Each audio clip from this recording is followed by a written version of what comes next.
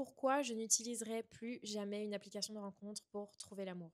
Aujourd'hui, je vais te parler de mon expérience avec les applications de rencontre et comment j'en suis arrivée il y a 2 mois à faire un burn-out total des applications de rencontre et pourquoi j'ai pris la décision d'arrêter complètement de les utiliser. Je voudrais d'abord vous remercier pour l'accueil incroyable que vous avez fait à ma précédente vidéo. Merci beaucoup pour tous vos commentaires, pour tous vos partages d'expérience. Ça m'a beaucoup touchée, honnêtement. J'ai essayé de répondre à tout le monde. Merci beaucoup de me faire confiance et de savoir que ce que je vous partage résonne en vous, me touche profondément, honnêtement, et m'aide moi aussi dans mon cheminement. Je tiens à préciser toujours que tout ce que je raconte sur cette chaîne, c'est mon propre point de vue, c'est issu de mes propres expériences et surtout de ma propre perception des choses. Vous êtes toujours 90% à ne pas être abonné à cette chaîne et à regarder mon contenu régulièrement. Ton abonnement peut vraiment faire la différence pour moi. Ça peut m'aider à toucher de nouvelles personnes, à aider de nouvelles personnes, à développer cette chaîne pour laquelle j'ai énormément d'ambition. Merci encore pour ton soutien, ça veut dire beaucoup pour moi.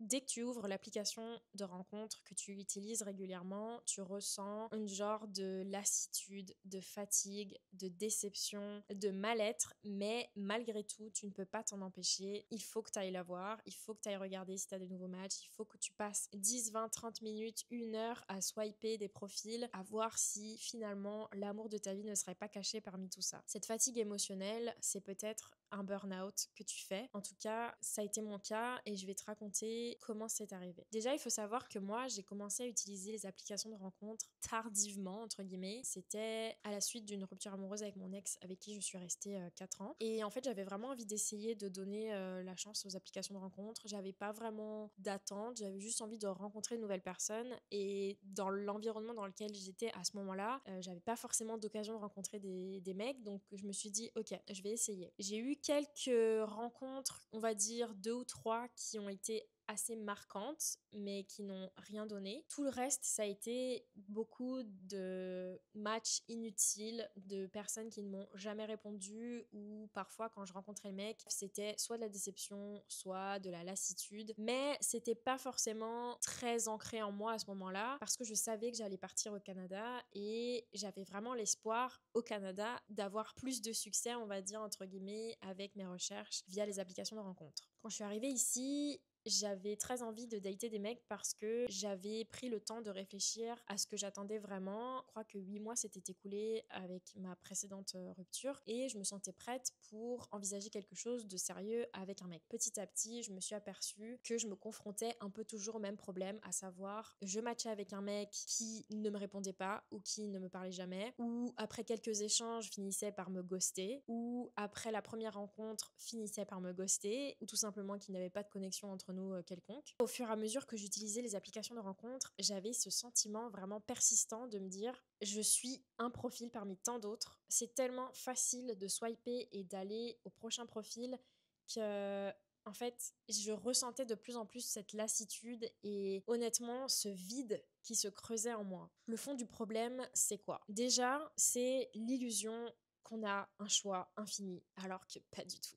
On croit qu'on a toutes les options du monde, on croit que on pourrait swiper autant de fois qu'on veut à l'infini, on aurait des profils à l'infini. Ça nous pousse à nous dire ah bah voilà, celui-là, bof. Je sais pas trop pourquoi, mais bof, ça dégage. J'avais mille et une raisons pour ne pas matcher ce mec, pour juste arrêter de le voir, ou au contraire, j'avais beaucoup trop peu de raisons pour m'accrocher à un profil et c'est un piège extrêmement facile dans lequel on peut tomber. La deuxième chose qui a fait que je me suis aperçue que j'avais une énorme lassitude et une fatigue émotionnelle vis-à-vis des applications de rencontres, c'était l'engagement fantôme auquel je faisais face constamment. Beaucoup utilisent les applications de rencontres pour leur pur divertissement, à savoir qu'ils ne cherchent pas à construire quelque chose de réel. Je me suis confrontée à des situations où je matchais avec des mecs en couple et je le comprenais soit au fur et à mesure de la conversation, soit de manière complètement anodine en le voyant main dans la main avec une meuf dans la rue. Oui, ça m'est arrivé. Les applis, en fait, pour ces personnes, deviennent vraiment un jeu, une distraction, juste quelque chose que tu pourrais faire comme scroller sur Instagram ou sur TikTok. D'après une enquête réalisée aux États-Unis en 2023, 60% des participants affirment avoir déjà été ghostés sur une application de rencontre et 45% affirment avoir eux-mêmes déjà ghosté quelqu'un. Alors tu me diras, un ghosting à ce stade, c'est pas très grave parce que tu n'as jamais vraiment engagé avec la personne, parce que vous ne connaissez pas vraiment finalement et vous vous êtes jamais rencontrés. Oui, certes, mais ça fait vraiment partie de cette accumulation de fatigue mentale et de cette fatigue émotionnelle que j'ai pu vraiment ressentir. C'est que oui, t'as l'impression que c'est rien et tu te dis, oh bah juste je vais pas répondre, flemme, en fait cette personne ne m'intéresse pas, on s'est jamais vu, basta. Mais si c'est tous les profils ou la majorité des profils qui finalement font la même chose, tu te retrouves face à une situation où tu te dis, mais c'est quoi ce bordel? La troisième chose, c'est que tu donnes de ta personne et tu donnes de ton énergie profonde à quelque chose qui est tout simplement inexistant ou vide. Tu vas partager des choses, tu vas t'ouvrir, tu vas lancer des conversations, tu vas encore et encore et encore redemander les mêmes choses. Qu'est-ce que tu fais comme travail et c'est quoi tes hobbies? Et genre vraiment, je n'en pouvais plus de ce cercle constant qui ne menait qu'à la lassitude. Il y a beaucoup de contacts qui se fait, il y a beaucoup de discussions, de conversations, mais au final, tout ça, ça ne mène pratiquement jamais à rien. Déjà, il faut savoir qu'il y a plusieurs étapes avant d'arriver à la rencontre, hein, on est bien d'accord. Il faut matcher avec la personne, il faut que la personne te réponde ou que la personne engage le contact avec toi. Il faut que la conversation soit un minimum intéressante. Il faut que la personne ait envie de te rencontrer. Et crois-moi, avant d'arriver jusque-là, c'était déjà très compliqué. Il y a énormément de mecs avec qui je matchais. J'entamais des discussions parfois intéressantes. Et quand je proposais qu'on se voit, eh ben, ça s'est jamais produit. Et franchement, c'était beaucoup de cas comme ça, hein. Et c'est là que tu te dis, mais j'ai tellement investi d'énergie dans les conversations qu'on a eues, dans tout ce que j'ai pu faire, en fait, avant d'en arriver là. Pourquoi, en fait? Pourquoi me donner autant de mal et arriver toujours à peu près au même résultat? Tu restes un peu dans cette sensation et dans cette situation d'attente. Moi, l'une des choses qui me fatiguait, c'était toujours de me dire, bon, bah, ça a pas marché avec celui-là, je vais recommencer. Et même si la fois d'après, je me disais, bon, je vais pas trop discuter par message pour éviter de trop créer de déception par la suite si je le rencontre, ça générait quand même une déception, une lassitude, une fatigue, et c'est ça en boucle en fait. C'est ça en boucle. Il y a aussi autre chose qui a fait que j'ai ressenti cette fatigue émotionnelle et ce trop-plein de ras-le-bol, c'est la sensation que je devais performer au travers de mon profil. Je me disais qu'il fallait que je paraisse cool sans trop me prendre au sérieux, que je sois intéressante mais pas trop chiante, que je sois un petit peu intense mais pas trop intense, que je sois disponible mais pas trop disponible. Et en fait, je me suis vraiment perdue dans ce truc de me dire, à force d'échecs et à force de déceptions, de manière totalement inconsciente, j'ai commencé à revoir la façon dont moi je me comportais et je me disais, ok, bah plutôt que d'être moi-même et d'être authentique dans ma démarche, chose que j'ai toujours fait et que je suis en temps normal, je vais commencer à essayer de m'adapter à ce qui pourrait fonctionner et à ce qui pourrait plaire aux mecs. Et en fait, ça a vraiment détérioré l'image que j'avais de moi-même parce que je me suis dit, j'arrive à matcher avec des mecs quand je montre un certain aspect de mon profil et il y avait des choses que j'avais envie de montrer plus que d'autres, mais j'avais l'impression que ça passerait pour être trop ennuyeuse ou trop chiante ou peut-être la personne qui se prend trop au sérieux ou autre. En fait, je me rends compte que cette charge mentale prend énormément de place dans ma tête, que je suis sans cesse en train de réfléchir à quel genre de personne je devrais matcher et quel genre d'image je pourrais renvoyer pour montrer que quand même je suis quelqu'un de fun, mais que je cherche quand même du sérieux, mais que je suis quand même quelqu'un de fun, hein, t'inquiète pas. C'était super compliqué pour moi de faire ce travail d'équilibriste et je me suis rendu compte que j'étais vraiment en train de me perdre et que j'étais en train de faire des choses qui ne me ressemblaient pas du tout finalement. Et même dans ces cas-là, même quand je faisais ça, j'arrivais toujours à des déceptions au bout du compte. C'était jamais récompensé par une rencontre vraiment intéressante et qui va évoluer dans quelque chose de sérieux puisque la preuve en est aujourd'hui je suis célibataire donc évidemment ça n'a jamais marché comme tu t'en doutes. Donc ça a été comme ça pendant des mois à rencontrer des mecs, espérer que quelque chose se passe, avoir l'impression que quelque chose se passe et être tout le temps dans la désillusion, dans la déception permanente. Et pourtant, j'étais tout le temps sur les applications de rencontres. J'étais autant addict aux applications de rencontres que je les détestais. J'avais autant envie de revenir sur les applications de rencontres que j'essayais de supprimer mon profil et d'arrêter. Et c'était ça tout le temps. Dès que j'avais une énième déception, je supprimais les applications de rencontres. Je me disais cette fois c'est terminé, j'arrête tout. Je sais que je me sens mal vis-à-vis de ça. Et quelques jours après, je recraquais, je me remettais dedans parce que je me disais mais en fait, le seul moyen pour moi de rencontrer l'amour, c'est via les applications de rencontres. Malheureusement, malheureusement, c'est un peu la croyance que j'avais assimilée, c'était de croire que je n'aurais aucun autre moyen de rencontrer quelqu'un d'intéressant qui pourrait potentiellement devenir mon mec. Je m'étais vraiment convaincue de ça. Et un jour, après trop de dégoût, trop de déception, trop, j'ai fini par péter un plomb.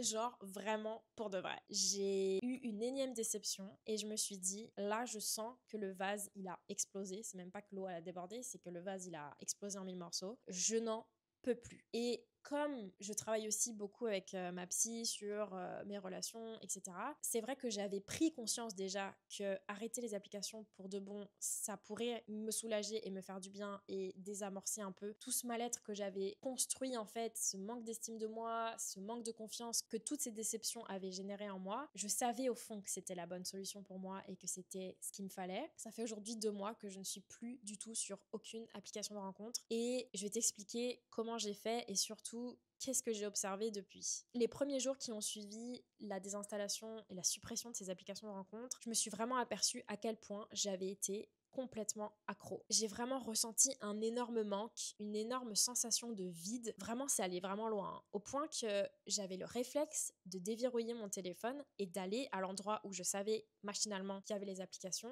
et de voir, ah bah non, c'est vrai. Et en fait, de me rendre compte à quel point mon cerveau avait complètement assimilé cette mécanique de déverrouiller mon téléphone, d'aller voir les applications de rencontre, je me suis dit waouh, mais c'est grave quoi. Donc ça a été un premier signe hyper fort pour moi qui m'a montré l'envergure de cette addiction et l'envergure de ce manque. Le deuxième signe que j'ai ressenti dû à cette dépendance, c'est l'anxiété due au fait que j'avais l'impression que j'allais manquer quelque chose. Tu sais, cette sensation que t'as, en anglais on appelle ça fear of missing out, c'est en gros la peur de manquer quelque chose concrètement, hein, c'est vraiment ça. C'est par exemple, je sais pas moi, tes amis vont faire un événement et toi tu sais que tu seras pas là, bah t'as vraiment cette anxiété de dire ah bah purée je serai pas là, je vais manquer ça. Et bah c'est exactement ce qui m'est arrivé avec les applications de rencontre. J'avais l'impression que comme j'étais pas dessus, j'étais en train de manquer quelque chose et j'arrêtais pas de me dire mais imagine là le mec de ma vie il s'est inscrit le jour où moi j'ai décidé de tout quitter et imagine j'aurais swipé un profil de plus, je serais peut-être tombée sur le mec qui me correspondait vraiment. Et j'arrêtais pas de me nourrir de ces pensées-là, à me dire mais peut-être que j'ai arrêté trop tôt, peut-être que j'ai été trop rapide dans ma décision, etc. Et en fait, c'est juste la dépendance qui est là, qui te dit hey, mais reviens, mais oui, reviens, on est bien là. Alors que je savais que c'était pas la solution. C'est ce que je me disais à chaque fois que je quittais les applications de rencontre et que j'y revenais.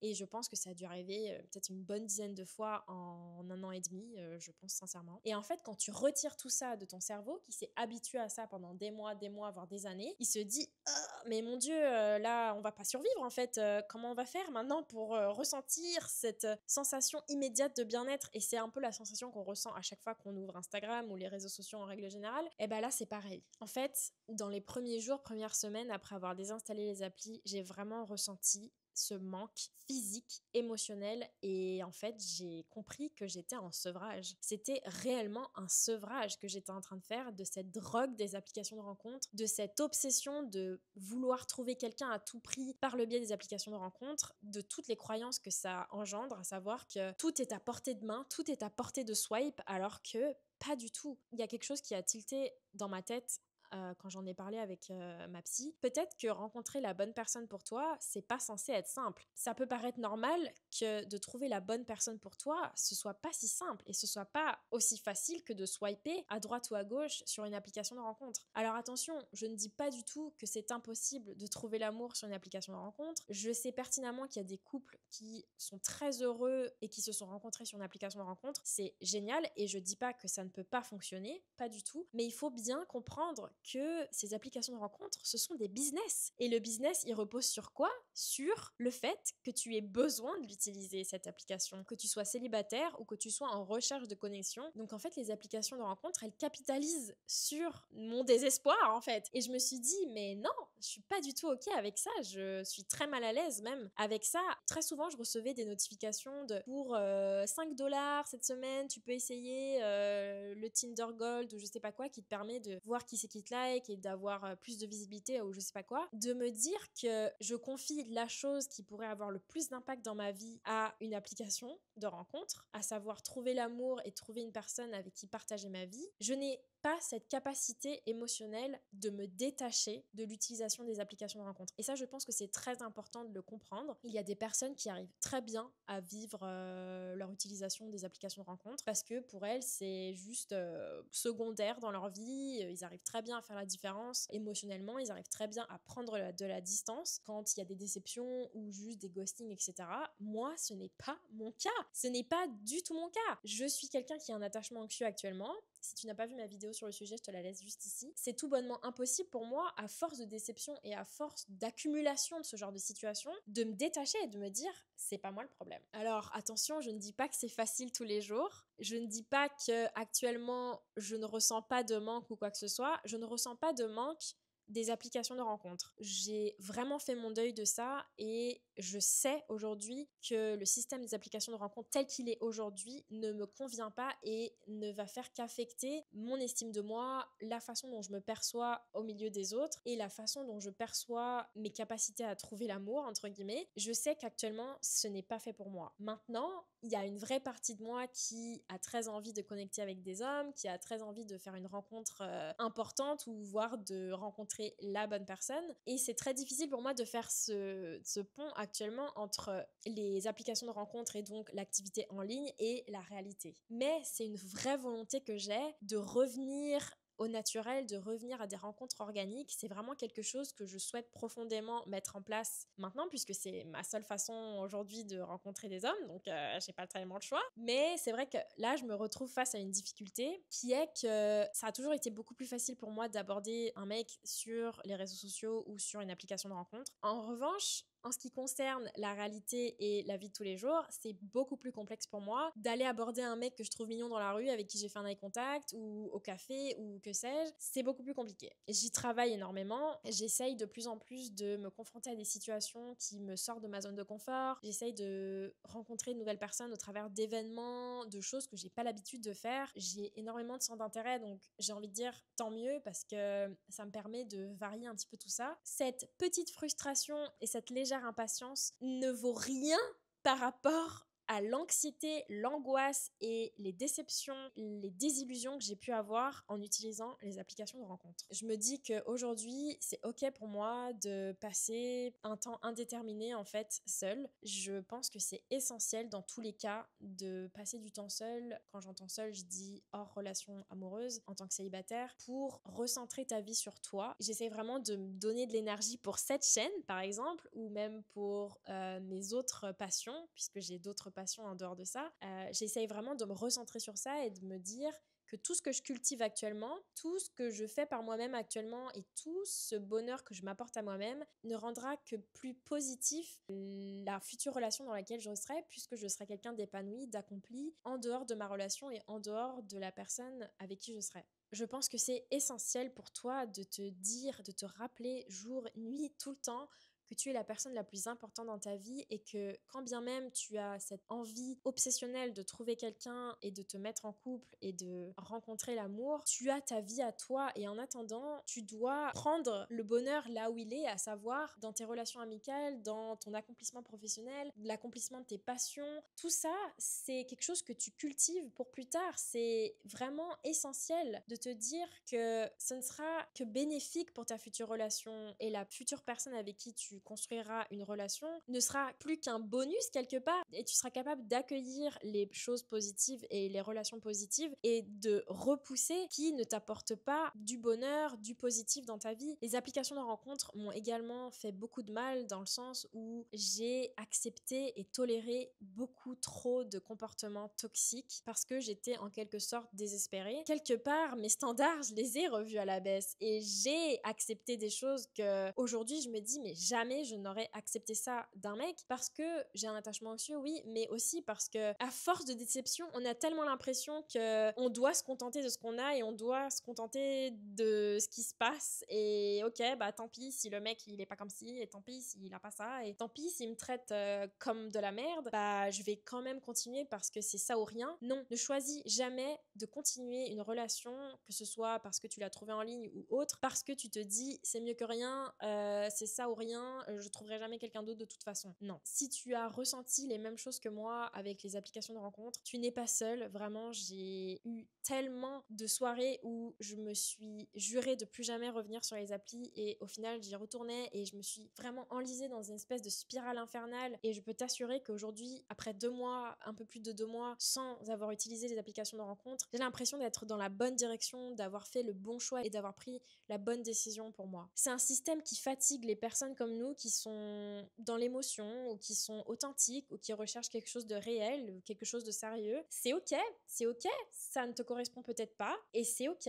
Et je te promets que c'est pas parce que tu fais une croix sur les applications de rencontres que tu ne trouveras personne dans la vraie vie. J'ai vraiment envie d'y croire. Encore une fois, je le dis, je sais que c'est possible de trouver quelqu'un via une application de rencontre et je sais très bien qu'il y a des couples qui sont très heureux et dites-le moi en commentaire d'ailleurs si vous avez des bonnes expériences avec les applications de rencontres. J'ai vraiment à cœur de mettre en valeur aussi ça, mais je veux juste faire passer ce message que ça peut ne pas correspondre à tout le monde et ça peut être un vrai parcours du combattant, ça peut être extrêmement éreintant et mener au burn-out comme ça m'est arrivé à moi et c'est ok, il n'y a rien qui va mal avec toi, il n'y a rien que tu fais mal ou que tu serais responsable de quoi que ce soit, c'est ok. Tu as le droit de dire stop, tu as le droit de reprendre ton pouvoir et de te choisir, tu as le droit de juste miser sur autre chose que les applications de rencontres pour trouver l'amour. Je continuerai à te documenter un petit peu comment ça se passe de mon côté. Est-ce que j'arrive finalement à aborder quelqu'un? Ça serait vraiment drôle d'ailleurs de te partager ça. N'hésite pas à me dire si toi-même tu as fait l'expérience d'arrêter les applications de rencontres et que par la suite tu as trouvé quelqu'un dans la vraie vie. Je serais super curieuse aussi de savoir ça. Il s'agit évidemment encore une fois de mes propres perceptions des choses et de mon avis sur le sujet. N'hésite pas à t'abonner pour plus de contenu et pour ne rien rater. Active bien la petite cloche parce que parfois tu peux manquer les vidéos. Merci encore pour ton soutien et je te dis à la semaine prochaine. Bye.